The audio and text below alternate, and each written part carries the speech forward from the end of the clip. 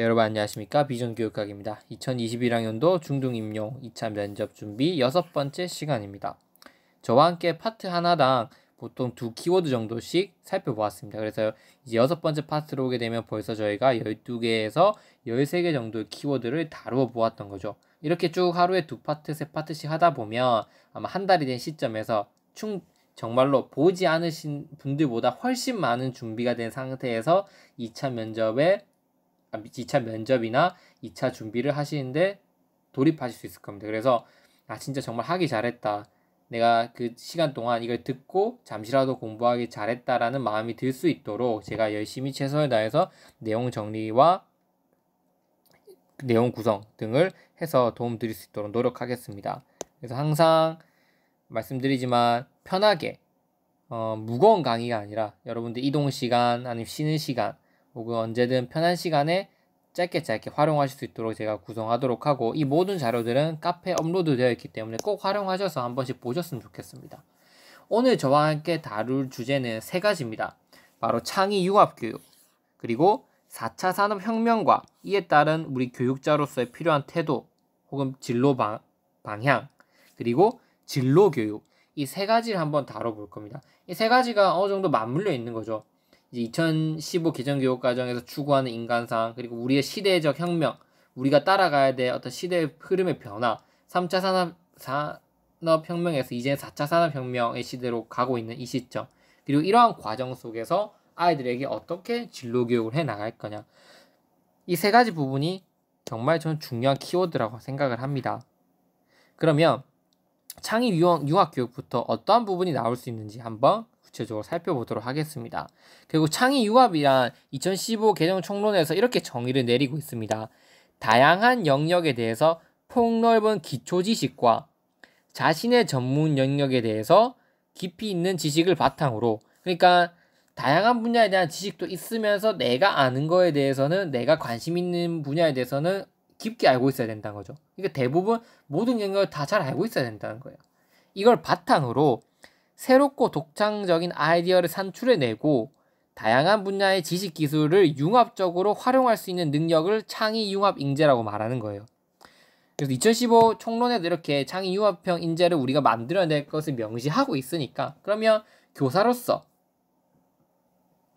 단순히 교육과정 상에 명시된 걸 답습하는 게 아니라 교사도 창의 융합형 상태가 돼야겠죠. 왜?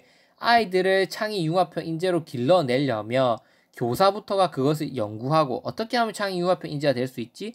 교사 스스로가 창의 융합형 인재가 돼야 되잖아요. 그러니까 면접 문제에서 충분히 물어볼 수 있는 거죠.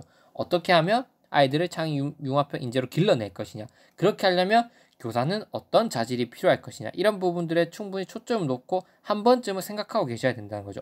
왜냐하면 어딜 가도 우리가 창의성 이런 것들 중시 여기잖아요. 그래서 창의 융합형을 위해서는 기초 지식도 반드시 필요하고, 내가 좋아하는 분야에 대해서는 누구보다 전문적으로 깊게 알고 있어야 되고, 이게 알고 있어야 되는 이유가 뭐냐면 기본 베이스 바탕이 되는 거예요. 창의성은 모래로 치면 건물을 다져놓지 않고서 올릴 수가 없는 거예요. 그냥 단순히 아이들에게 기초적인 지식도 없는데 창의성을 요구하라? 그거는 이제 불가능하죠.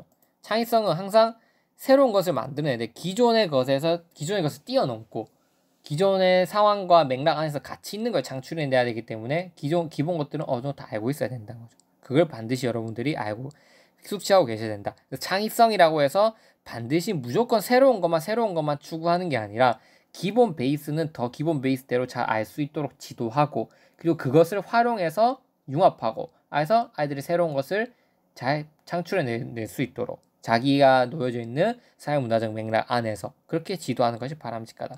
그리고 총론에는 3가지 측면을 강조합니다. 이 창의성에는 인지, 정의, 융합, 이 3가지로 이루어졌다고 주장을 하는 거죠.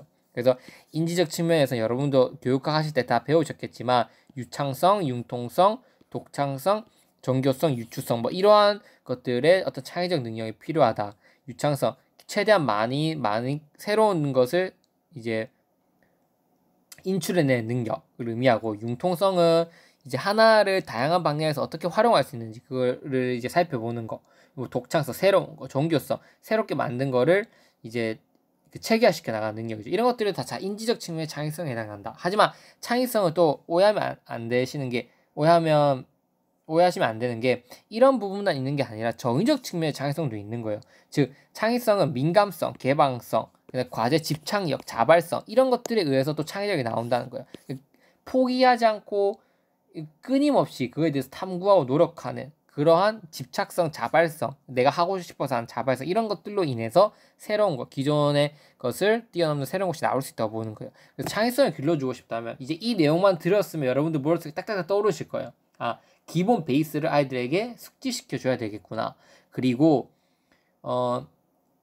그걸 바탕으로 자기가 원하는 분야에 대해서는 전문적인 어떤 지식을 줘야 되겠구나. 그걸 토대로 새로운 아이디어, 유창성, 융통성, 독창성, 종교성을 끌어내고 뿐만 아니라 그 과제에 대해서 집착하고 끝까지 해결하는 집착성과 자발성을 키워나가 준다면 아이들이 창의융합형 인재가 되지 않을까 이렇게 생각해 볼 수 있는 거죠. 그리고 이걸 바탕으로 융합적 사고도 있어야 돼요. 내가 가지고 있는 지식과 기술들을 융합해서 새로운 것을 산출하는 능력, 이러한 것들이 갖추어졌을 때 우리는 아이들의 창의성이 길러질 수 있다고 볼 수 있는 거죠. 그러면 뭐 다양한 그 교육학적 내용과 지식들이 있겠지만 많은 내용들이 있겠지만 교육부에서 이제 제공한 자료에 따르면 창의융합 교육이 성공하려면 갖추어야 될 세 가지 조건이 있습니다. 전 이게 정말 중요한 것 같아요. 뭐냐면 밑에 거부터 보면 협동학습이 중요한 거예요.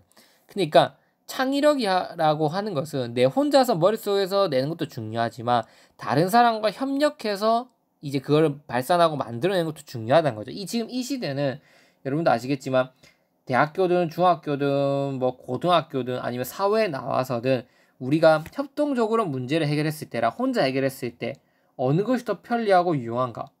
여러분도 아마 경험해 보셨을 거예요. 같이 함께 무언가를 해나가는 게 한 가지 일을 던져줬을 때 그거를 반씩 나눠서 주는 것보다 하나를 같이 해나가도록 하는 게 훨씬 더 효율적으로 재미있게 일을 해나갈 수 있는 거예요. 물론 그거를 잘 협력할 수 있을 때 의미하는 거죠. 그래서 이 협동학습도 매우 중요하다는 거죠. 이 창의융합형 인재로 만들기 위해서는 두 번째 문제 기반 학습, 그리고 학습자 주도 학습, 이 세 가지가 갖추어져야지 창의융합형 교육 인재를 만들어낼 수 있다는 거죠. 그래서 협동학습 먼저 살펴보겠습니다. 지식융합 활동뿐만 아니라 다른 배경과 관점을 지닌 사람과 역동적인 교류도 할 수 있어야 된다. 즉 융합교육이라고 하는 것은 다른 사람과의 협동학습을 통해서 진행될 수 있고, 그러니까 내가 아는 거, 이 사람이 아는 거, A가 아는 거, B가 아는 거, C가 아는 거, D가 아는 거, 협동학습을 통해서 그걸 배워나가면서 융합이 될 수 있다는 거예요. 대체로 팀을 기반으로 하는 문제 해결 학습의 형태로 진행된다. 여기서 팀은 공동의 목표 아래 각자의 역할과 책임을 느끼고 구성원들이 상호 우정성을 거치며 행동하는 하나의 생태계이다. 즉 아이들이 협동학습을 하게 됨으로써 창의적이고 융합적인 그런 사고를 갖출 수 있는 인재로 만들어 나갈 수 있다. 이렇게 보는 거죠. 협동학습을 진행했을 때. 다른 사람들의 지식을 배울 수 있게 되니까. 그리고 여러 명이서 했을 때 더 뛰어난 창의적 아이디어가 발산될 수 있으니까. 그런 측면에서 창의융합형 교육을 실시한다고 하면 여러분 이걸로 밀고 나가세요. 협동학습을 실시하겠다 나는. 그리고 협동학습을 잘할 수 있도록 아이들이 어떤 그런 인성적 능력 혹은 다른 사람과의 대인관계 능력 이거를 길러줄 수 있도록 하겠다. 두 번째, 문제 기반 학습입니다. 유의미한 학습 경험을 갖도록 해야 된다. 유의미한 학습 경험이란 학습의 내용과 과정이 자신의 실제적 상황과 맥락과 연계되는 심층 학습이라는 경우를 의미한다. 학습 과정이 목적이 있는 활동, 가치가 있는 활동이어야 하고 학습자가 스스로 설정한 삶의 목표를 찾아가는 여정이 된다. 이 창의성은 이제 얘기하는 거예요. 자발성이 전제되지 않으면 안 된다는 거예요. 여기 보시면 정의적 영역에 자발성 있잖아요. 내가 스스로 무언가를 찾고 싶고 탐구하고 싶고 원해야지 그 안에서 창의성이 나오는 거지. 그냥 주입식으로 수동적인 태도에서는 창의성이 나올 수 없는 거예요. 그러면 아이들이 자발성을 가지게 할 수 있는 교육적 여건이 뭘까? 바로 문제 기반 학습이에요. 내가 놓여져 있는 상황에서 문제를 스스로 내가 이 문제를 해결해 나가. 왜? 문제가 계속 있으면 사람은 불안하고 부정적이게 느끼잖아요. 그래서 그 문제를 해결하고자 하고 싶은 본능과 욕구가 있어요, 인간은. 그래서 그거를 해결해 나갈 수 있는 상태에서 자발성을 갖추어라. 이런 의미에서 문제 기반 학습 실시해야 된다는 거죠. 그리고 첫 번째, 학습자 주도. 전공 분야의 전문성 못지않게 창의적 문제 해결력, 다양성에 대한 이해, 협력적 태도, 사회정성 역량 등을 함량하는 것이 중요하다.